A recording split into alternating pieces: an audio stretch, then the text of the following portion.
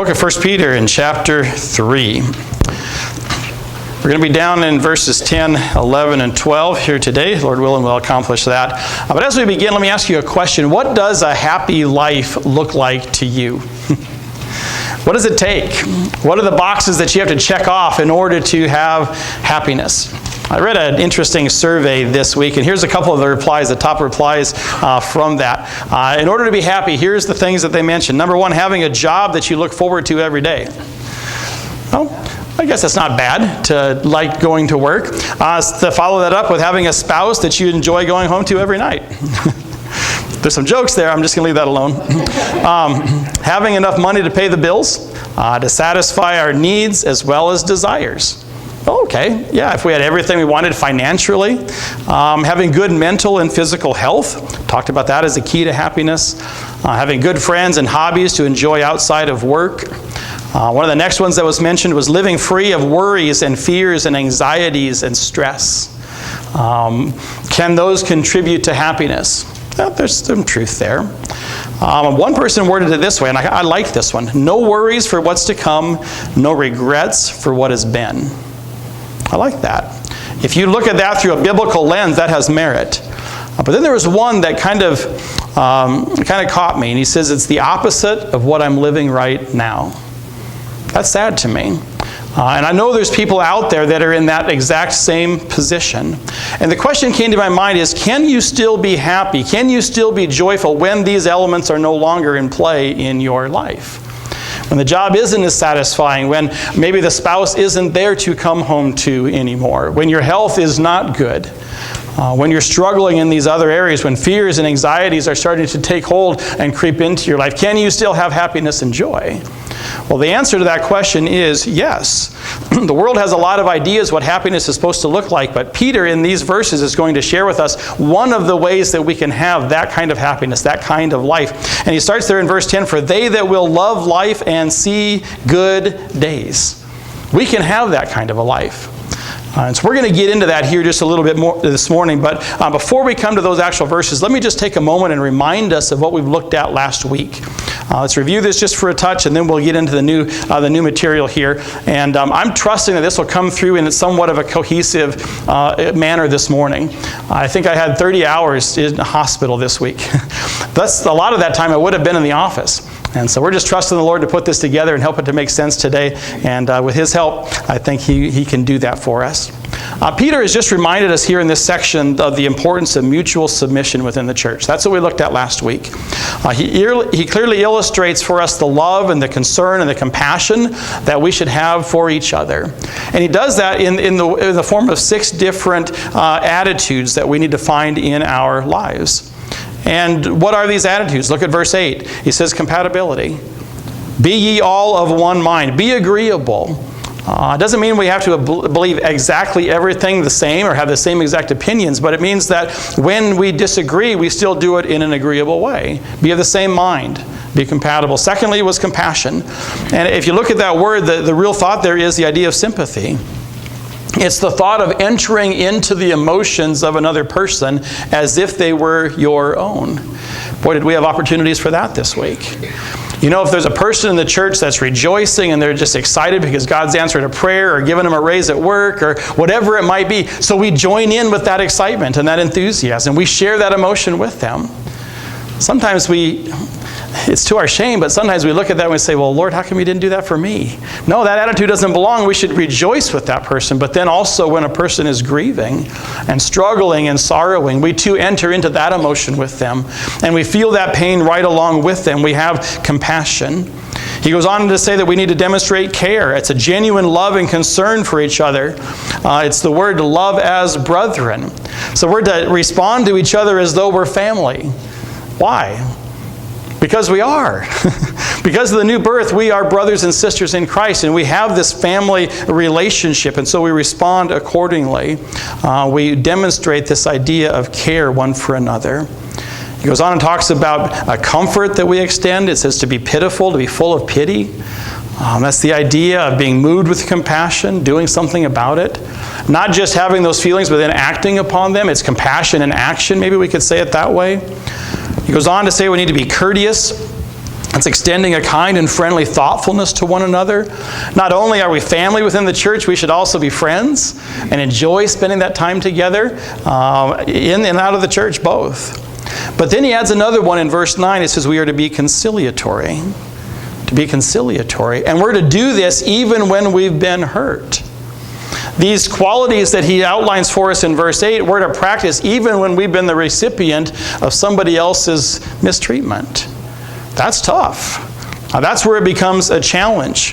Hurts can and do happen even within the church, and when they do, we still need to demonstrate these virtues. In other words, don't return evil for evil. Don't hurl insults back for insults. Instead, what are we to do? We're to give blessing in exchange. Why do we do this? Partially because it's your calling as saints. It's part of your calling. We've been called to suffer just like Jesus Christ and to follow his example. And we see his example there in chapter 2. We've looked at that extensively. But not only do we do it because it's part of our calling, we do it because it's part of our benefits package as believers. Do we have a benefits package as children of God? Absolutely we do. And when we return blessing and we give good instead of evil, God says that's part of our inheritance that God's going to give to us. So we bless others even when they don't deserve it, and when we do, God blesses us in return. What he's describing for us here is a genuine humility that responds in mutual submission. It's demonstrated by a genuine care and a concern that works itself out in our daily interactions with each other. And I commented earlier, but if I were to preach this passage again and look for the best illustration of what that looks like, I couldn't come up with anything better than what you guys did this past week. I couldn't. It's the perfect illustration of putting this into practice. Folks, you demonstrated every single one of those elements. And I rejoice that took place. I am so thankful for that. I feel like I need to brag on you guys a little bit. It was a good week. It was a hard week, but you guys stepped up, and I'm so thankful. I haven't even heard all the stories. I don't even know everything that was done. But what I've heard is incredible. The phone calls and hospital visits, some of them extensive, the cards and the balloons and the flowers and the hugs of compassion, and some just going up and playing games with an individual in the hospital to help pass the time, and creative ways to show care and comfort and concern. And I know some of you that wanted to but couldn't physically. And so what did you do? You stayed home and you prayed. Never underestimate the power of those prayers as you stayed home and other people did the physical part of it. You were at work doing the spiritual part.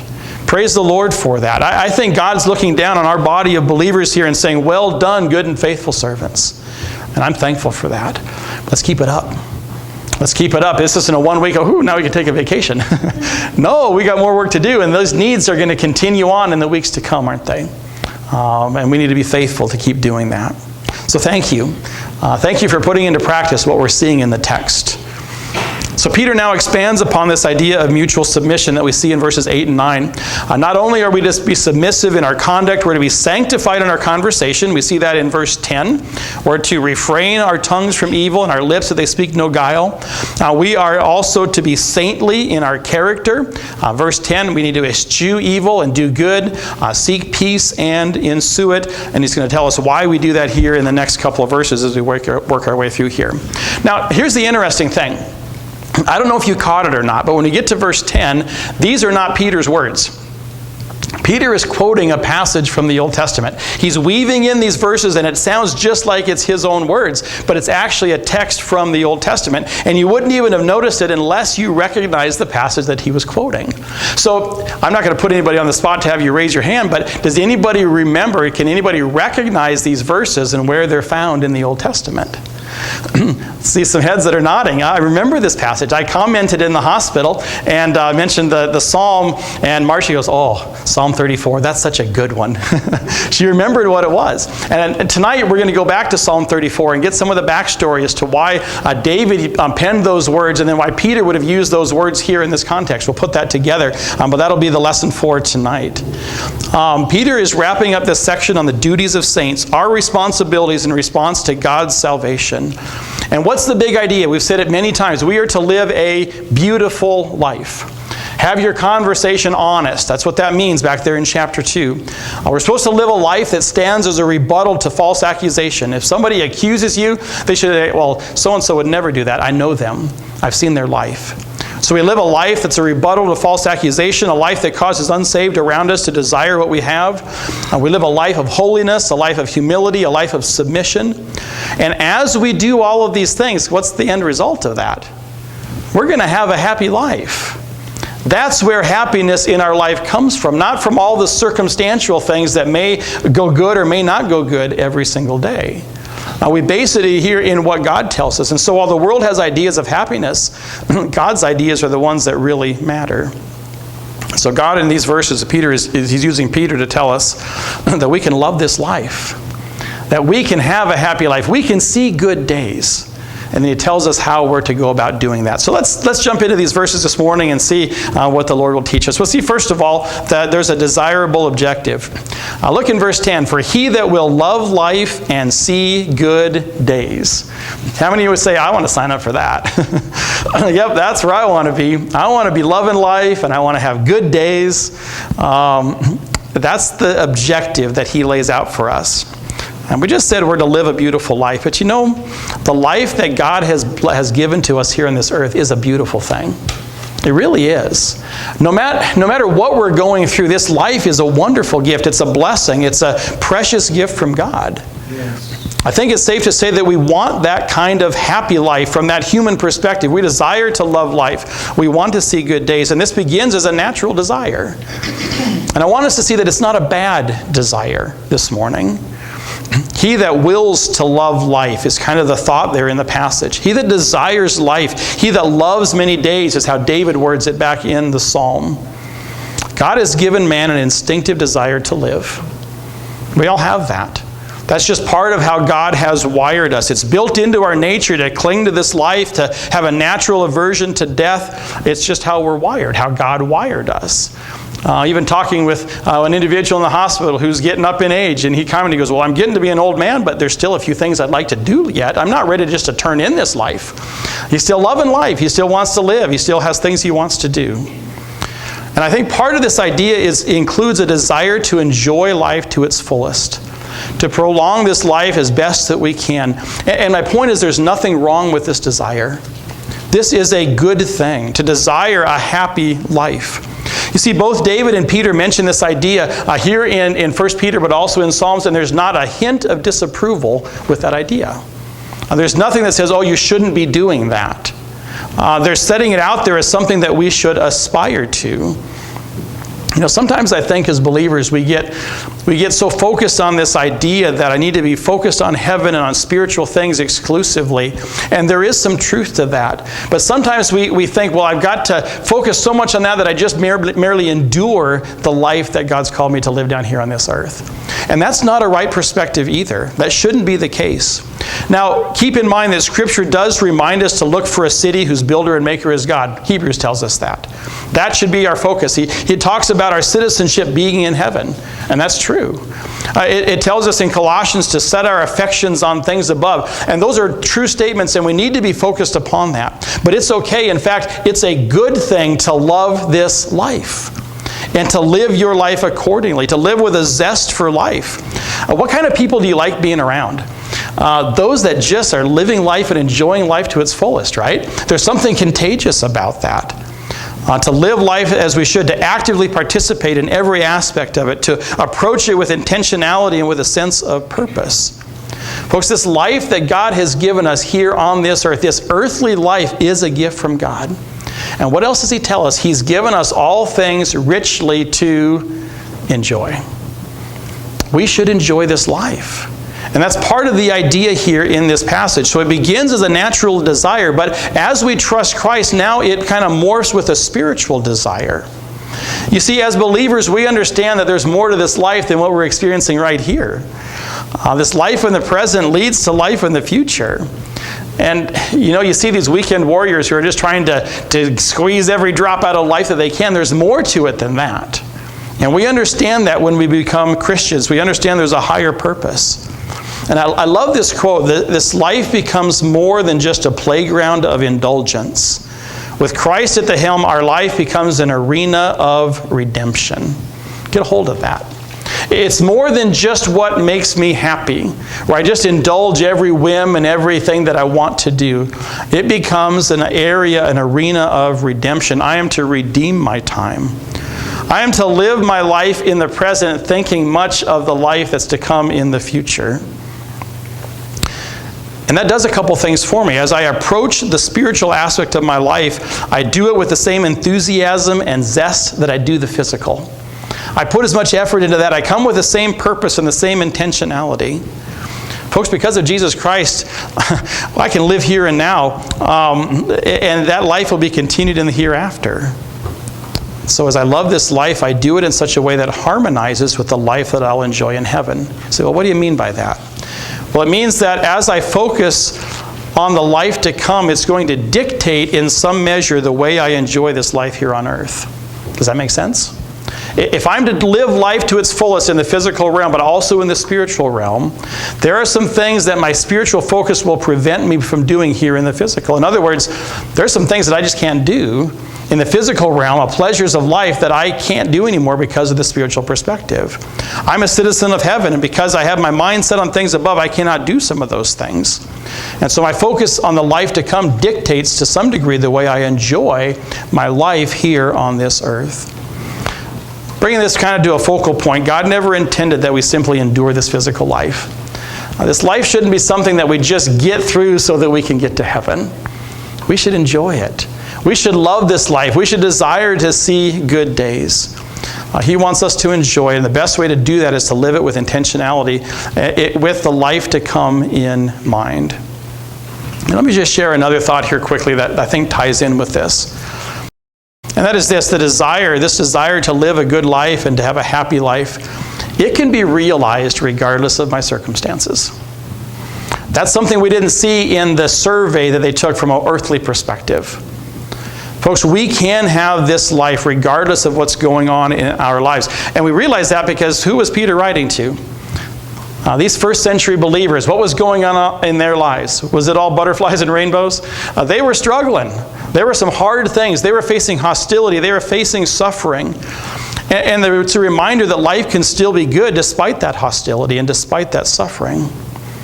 Life can still be good no matter what circumstantial that thing is going on in your life. So we can love life and we can see good days no matter what's going on in our personal world. And I think part of it is a better understanding of this idea of good or goodness. See good days. It has a moral quality to it. And the idea behind that word is things that are beneficial or things that are useful. Did you know that God can use everything that comes into your life, things that He brings into your life, for good? He can use all of those things to accomplish good in His life, in your life. How do we know that? Because He promises that He will do that. He promises to work everything together for good to those who love Him, to those who are called according to His purpose. Now, it may not be the quote-unquote good that you were looking for, but it is the good that He intended, and is the good that He wants to use. Can I just be maybe a little personal and practical for a minute here? Folks, we can love life and we can see goodness in our days even if we fall and break our ankle or fall and break our hip. And these two that I've been interacting with this week that are in that position, they see that and they understand it. It's not easy, but watching their faith tie back to the Word of God and watching them claim these promises even though it's hard, it's a wonderful thing. And I'm thankful for their example. But folks, we can love life and see good in our days even if a family member is moving into comfort care. We can love life and see good in our days even if the mind is beginning to short circuit. Even if your child seems like he's left the faith. Even if life is bringing with it drastic changes that you just didn't expect. And frankly, those changes leave you just a little bit fearful and maybe a little bit anxious. You can still love life and see good in those days because we have a good God. Folks, with God in control, no circumstance of life can ever make a good day bad if we allow God to still be good. But we've got to let Him be good in our lives. I'm not saying it's going to be easy. I'm not saying it's going to be comfortable. But God can do that. With God, a good day will never be bad. And that's a great reminder to me as we navigate the circumstances of life. We don't know what tomorrow's going to bring for any of us, but God does. Let's rest in His care and in His comfort in those hard times. Purpose to love life and to see good in your days. Wow. That's a desirable objective. Secondly, we see a difficult operation. Maybe we could call it a challenging assignment. Whoever would love life, whoever would see good days, here's how you go about it. Here's the necessary activities that you need to be willing to undertake in this small scheme of things. Now, it's a broader deal here, but he's focusing on a couple of small things here as he wraps up this section. It's interesting, he's using imperatives now. I talked last week about verse 8. There's not a single verb in verse 8. We see them in our English translation, but there's no verbs in the original. How many of you guys use the term imperatival adjective at some point during your week, like we talked about last time? Did anybody do that? I've got a school teacher that sometimes sits in the back there, and I thought she was going to do it. I'll be honest with you, it didn't seem to fit in my hospital conversations this week, so I did not use that one. But he's using these adjectives as imperatives to get our attention and say, hey, these things are important. But now he gets to these verses here, and he's using imperatives. 5 of them that we see in these verses. Imperatives, and they're all in the active voice. So these are things that we must do, and these are things that we must do continually, is what Peter is driving at here. And as we see, these activities will pertain both to our speech as well as to our conduct. First of all, letter A, we're to be sanctified in our conversation.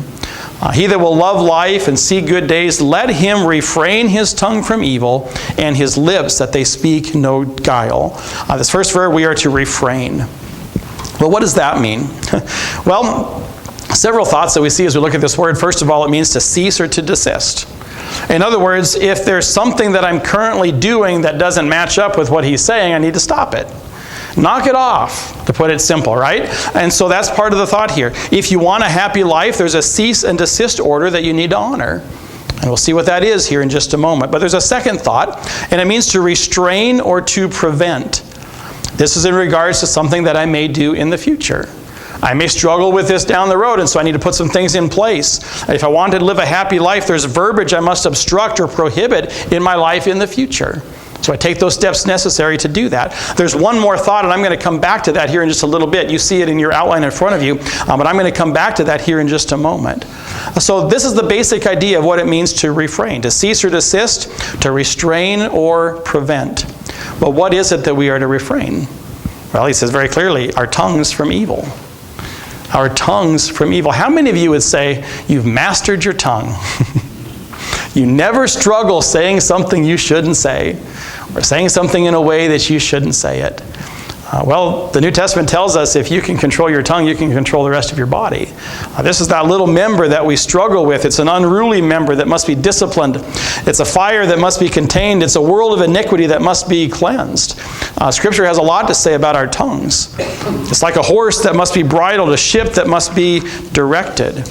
So we are to keep our tongues from evil. This word evil is a general word for that which is wicked or wrong, that which is of a bad nature, that which is troublesome, quarrelsome, injurious, pernicious. These are 50-cent words for you today. Destructive. Do our tongues ever take that form?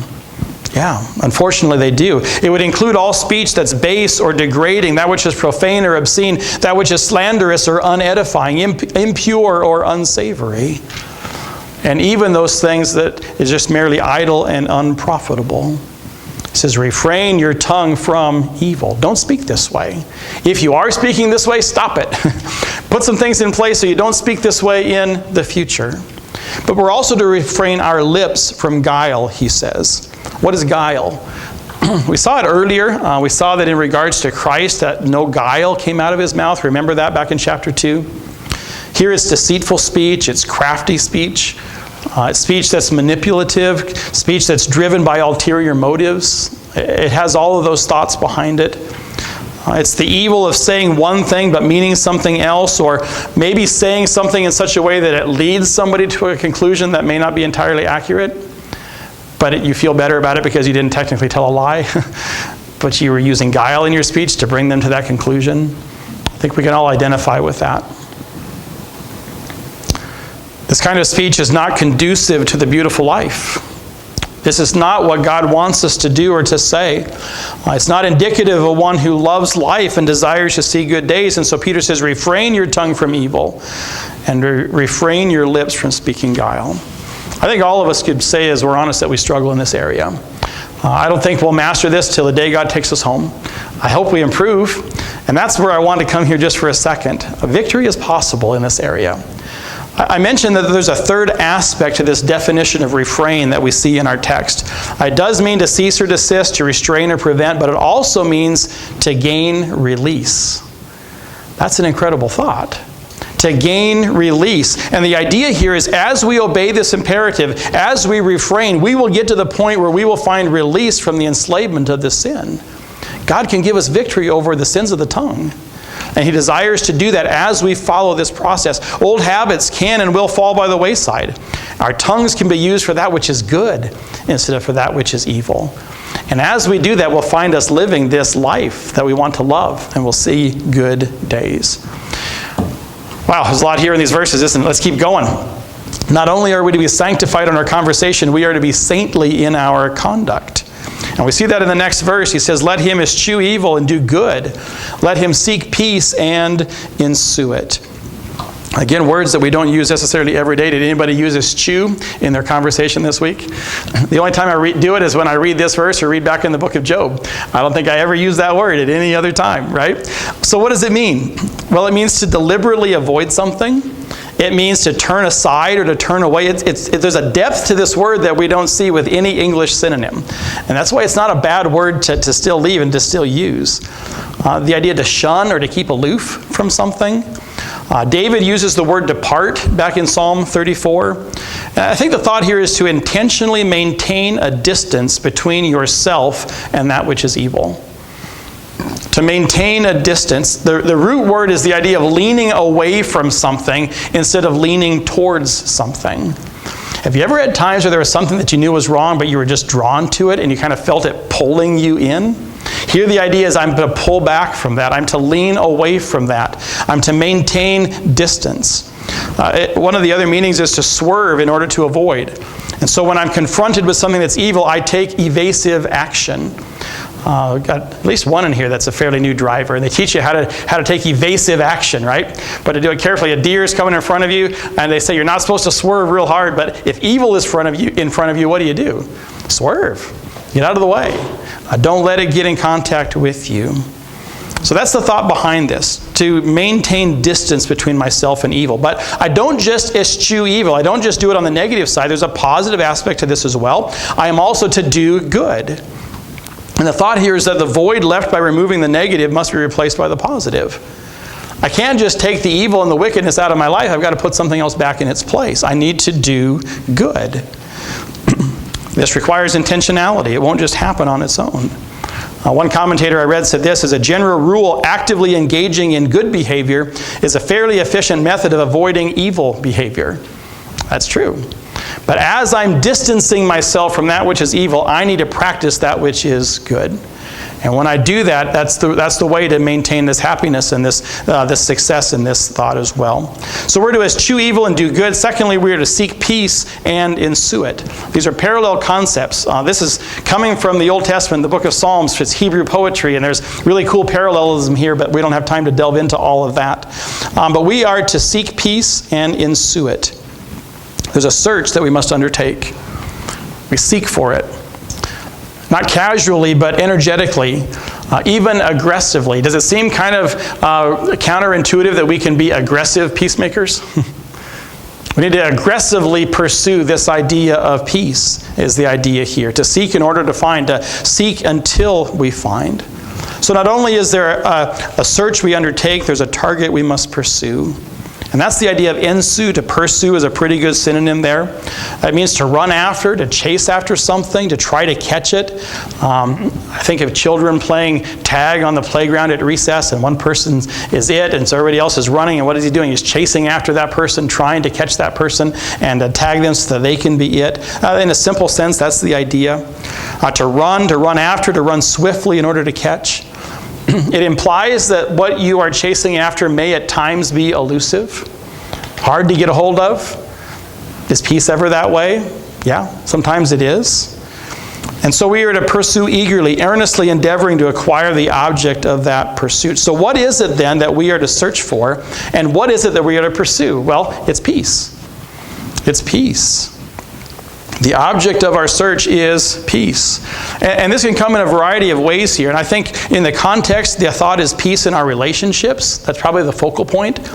Going back to verse 8, be of all of one mind, be in agreement. As we relate to one another, there should be harmony and agreement in those relationships. Paul would word it a little bit differently. As much as lieth in you, be at peace with all men. And so we are to aggressively pursue that in our relationships. And there's a lot of things we could say with that. If there's an area or there's an individual that peace has been broken, go back to that person, make it right. Pursue that. As much as you can, make those things right in your own lives and in your own relationships. But I think there's another aspect here. I think it's also talking about peace within our own hearts. And this is the idea of tranquility, serenity, a restfulness. Boy, peace is a gift. If you can have those things in your life, no matter what else is going on. And I think we need to reiterate that this is not the absence of trouble or turmoil. Peace does not require that there's no bad things going on in my life. We can have peace in the midst of the storm. Peace in these situations is the antidote to our fear, is the answer when our faith begins to waver. And it's interesting that these things kind of build on each other, right? We see this idea of we need to seek it, but we also need to pursue it. There's times where it's not going to be easy to get. And when I find its attainment to be elusive, when I seek but I cannot find, and my faith begins to give way to fear, have you ever been in that situation? Stay after it. Keep pursuing. Don't stop until you find it. Resolve to pursue it even more, to chase it, to hunt for it, to seek it until it is yours. Until at last you feel its sweet tranquility begin to permeate your troubled soul. That's the idea here. Don't give up until you get it. And sometimes it takes time.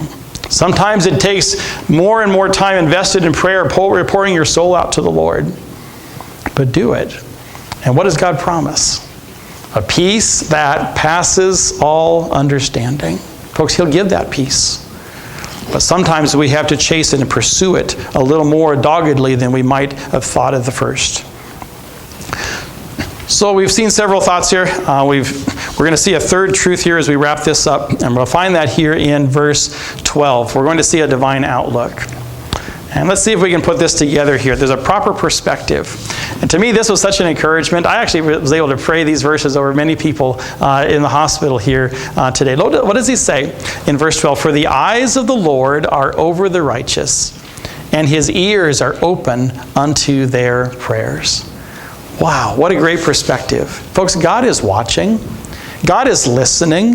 This starts out as a message of comfort to the suffering. And it's a great reminder that God sees your situation. He's fully aware of what's going on. And this little preposition here, he says, the eyes of the Lord are over the righteous. And that has a couple of different thoughts. One, it's upon the righteous.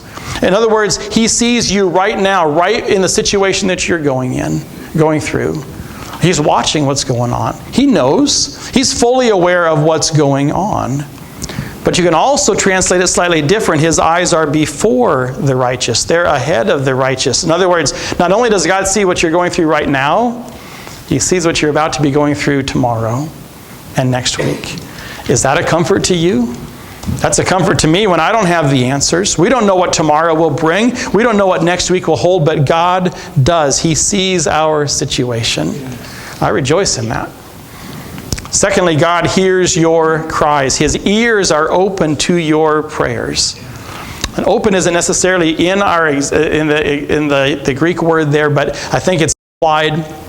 The literal translation would be His ears are into your prayers, or unto, or towards the prayers of the righteous. And the imagery is this: it's God Himself bowing down and coming in close, leaning in intently to hear even the faintest prayer the moment that you say it. That's a pretty good God. He anticipates. He's just waiting for you to cry out to Him in prayer. Oh, that we would not leave Him waiting long. That prayer would be our first response. But he's also proactive when we're weak and we don't have the strength to cry out, or we don't even know what to say in the midst of that struggle. God is still there and he still hears. He's anticipating it. He's just waiting for us to say the word. I don't know if this is the best illustration. I almost didn't use it, but the thought came to my mind yesterday as I was thinking this through. You guys remember the old Disney Aladdin movie? The tail end of it is he hits the chain put around him with the big old weight, and he gets thrown off the cliff, and he's in the water, and he's down to the bottom there, and he's struggling to try to get free. And then what ends up happening, the genie's lamp ends up falling kind of close, and he ends up seeing it out of the corner of his eye, and he's struggling to get closer to it. And finally, with his last-ditch effort, he kind of passes out, but he gets close enough to it, and he ends up rubbing the lamp inadvertently. And out pops the genie, all excited, and just being his normal genie self, and then realizes the situation. But he's been fooled once already, and he's like, okay, you got to tell me, you got to say you want to make the wish. You got to do it. And he's all anticipating it to happen. And finally, the head nods down like this. He goes, I'll take that as a yes. Here we go. And then he empowers him, and he gets him out of the situation. Terrible illustration, I get that. I mean, very small perspective of what we're talking about here. But can you picture God sitting there waiting for us to ask? Intently, leaning close, just waiting for us, even with our weakest breath, to whisper the need that we have. And God being there ready to help and to come to our assistance and to come to our aid in that situation. Well, that's the God that we serve. His ears are open unto our prayers. Goes on to talk about the fact that God's moving on behalf of the righteous. Did you catch that? The eyes of the Lord are over the righteous, and his ears are open unto their prayers. God moves on behalf of the righteous, such as are righteous. Two thoughts here. First of all, this is those that are righteous in lifestyle. I think that's just what he's been describing here. Those who are honoring these characteristics. We're submissive in conduct, sanctified in conversation, saintly in character. We're governing our speech. We're careful with the way that we're living our lives. With that, we have the promise that God will see and God will hear. But also, there's an idea here of being righteous by imputation. You guys understand your doctrine, right? You understand that as a believer in the Lord Jesus Christ, what has happened? Jesus Christ's righteousness has been applied to your account. If you're a believer here today, in God's eyes, you are righteous. And from that perspective, his ears are open, his eyes are seeing you in that situation. But there's one more thought that we need to bring out here at the tail end of verse 12. The eyes of the Lord are over the righteous. His ears are open to their prayers. That's a message of comfort to the suffering. But notice the next phrase. But the face of the Lord is against them that do evil. And here we see a message of caution to the sinful. God's face is against the evil.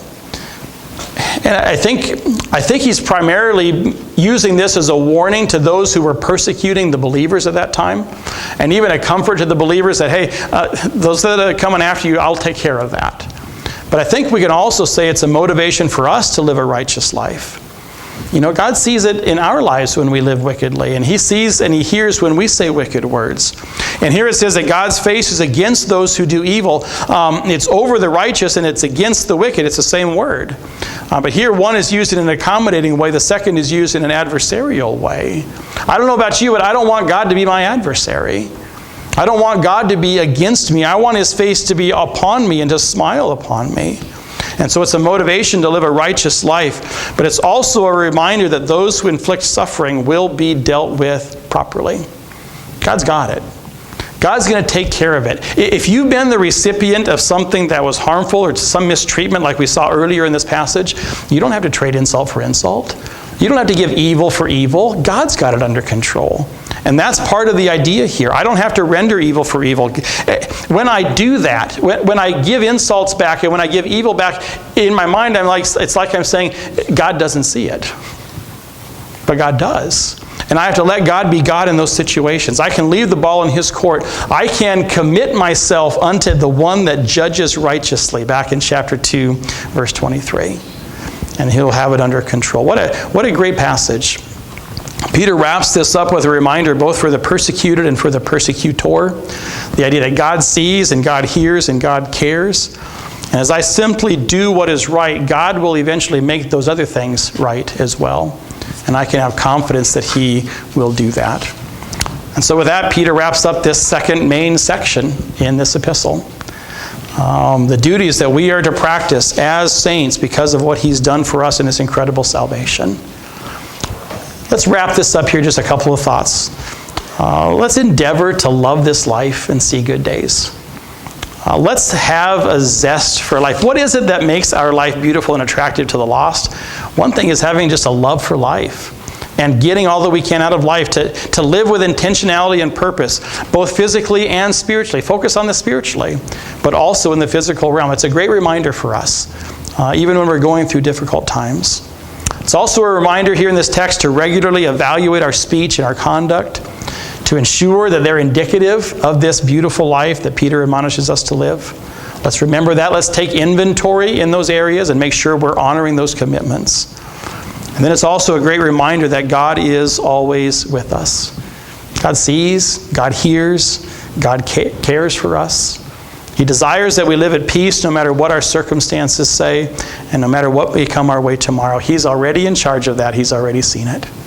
Folks, these are the keys to live a happy life, regardless of the circumstances that you're facing. We've revisited this ancient recipe for a happy life. That was the title of Psalm 34 in one of the books that I read. Now it's time to follow that recipe. Oh, let's get busy and do it. Father, I thank you.